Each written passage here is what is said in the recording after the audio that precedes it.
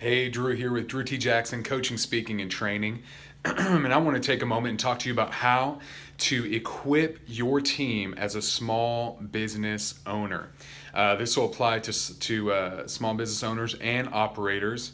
And yeah, we're talking about how to identify and develop the potential leaders around you and how to pour into them. So it's part of a series. You can see the other videos in this series. But today we're particularly talking about equipping our people. And so as we do that, I want to first define what it means to equip. What is an equipper? Who is an equipper? And so, number one, an equipper is a model. It's the old saying, monkey see, monkey do, right? So your people are going to model after your behavior. If you show up late, they'll show up late. If you leave early, they'll leave early. And whatever you do, I've found in leadership, whatever I model, the people on my team will be a little more relaxed in that area. So if I show up 10 minutes late to different events or to work, they'll show up 20 minutes late, and they'll just take it a little bit further than I do. So modeling, number one. Number two, mentor. So if an equipper models for their people, they also mentor their people. So a mentor has to know where the organization is going, and then also be an advisor and be able to communicate information, experiences, be available to your team members to share. You don't have to have your door open all the time. There are times where you just have to get some work done and you have to have time to yourself. But they have to be able to know that they can come to you and receive wise counsel, ask questions without being put down, and know that they can come to you as a mentor, a trusted guide. And then finally, an equipper is an empowerer.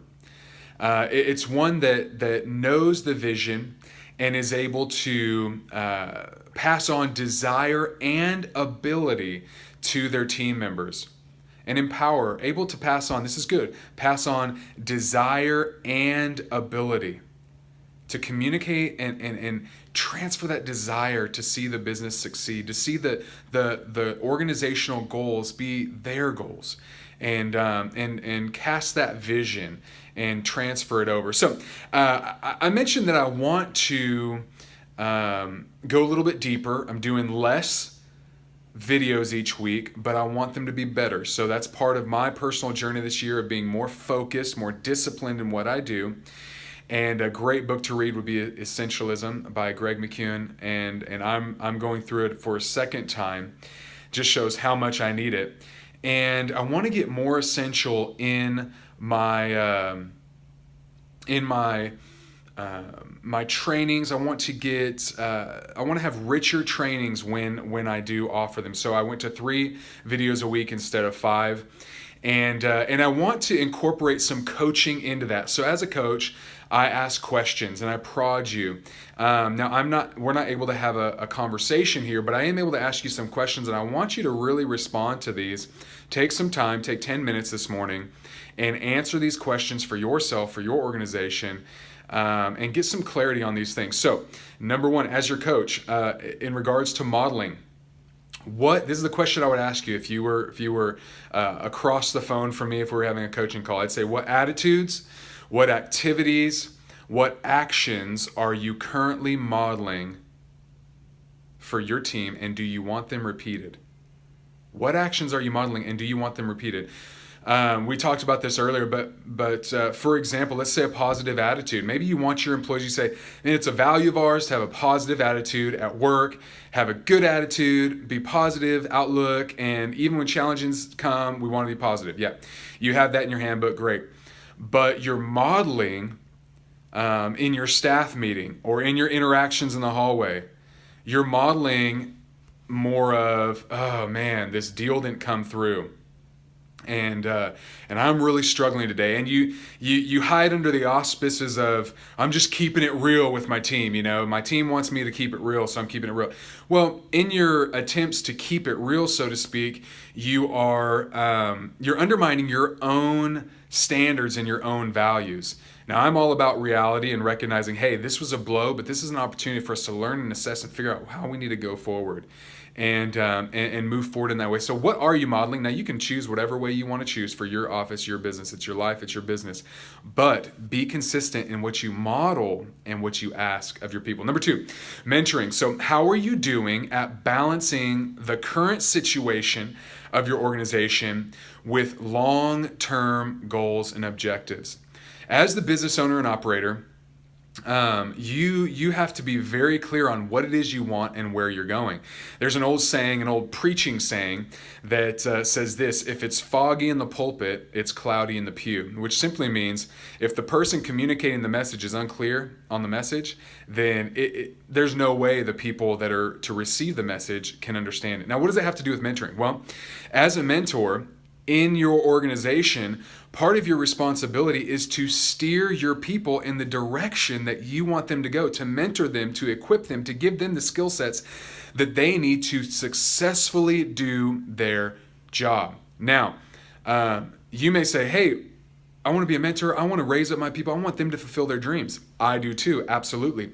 But as long as they're working for my organization, then they are working to help me achieve my goals or the goals of the organization that I'm leading.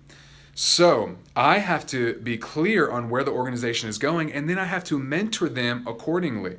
Okay? Does that make sense? Now, there's a difference if you're mentoring someone outside of your organization or a fellow entrepreneur, fellow small business owner. That's different. But we are talking today about developing your team within your organization. Okay, that's mentor. So first model. The second was a mentoring question. The third one is an empowering question. I want you to ask yourself this question.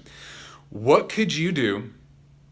Maybe say it this way. What could I do with the time I free up if I grew as an empowering leader?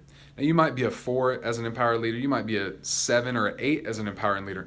But what could you do with the time that you free up by becoming an empowering or a greater empowering leader? Now, with this question, we really have to ask ourselves, what is my highest contribution? What is, one of the leader's first responsibilities is to recognize reality. And as a leader, you have to know that you aren't great at everything. And there are certain things that you're good at, and you need to stay in that place of your highest contribution, and you need to delegate and empower other people to own areas where they can contribute. So you're going to give up control for efficiency. And these are the trade-offs that you have to make. I love the concept of trade-offs. What trade-offs am I making? Well, when you empower others, you're giving up control for efficiency, and you're giving up power for profitability. Now, those are good trade-offs in my book. I'll give up control, I'll give up power if I gain greater efficiency and greater profitability for my business. So I want you to ask those questions, and I hope this helped you today, small business owner.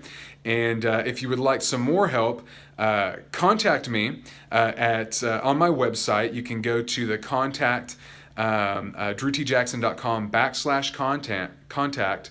And on there, if you are a small business owner, I am offering a free 30-minute coaching call so that you can experience the power of coaching. If you'd like to do that, go ahead and fill out that contact form, and we'll set up a time. Talk to you soon. Bye.